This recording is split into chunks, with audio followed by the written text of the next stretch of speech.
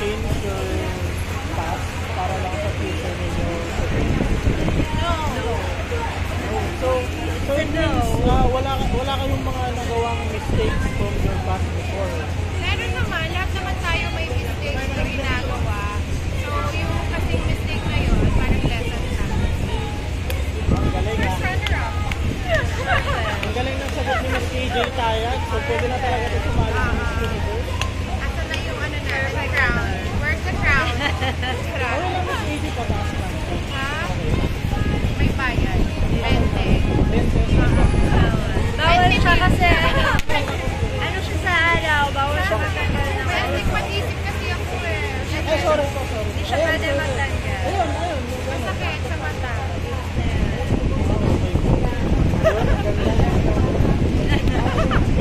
Ilan ba yan? Thank you. Ilang taon na po kayo nung 24 forever. mga po kayong 22? Thank you. Sana 80 na lang.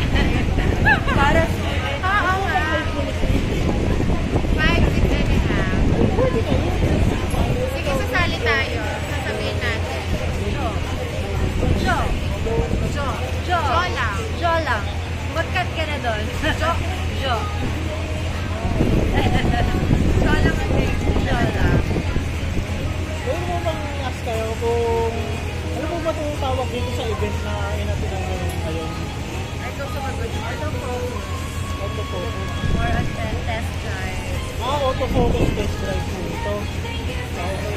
Nag-try na ba kayo minsan sumali sa Miss Universe Pilipinas? So hindi talaga. Hindi talaga gusto namin lang pera.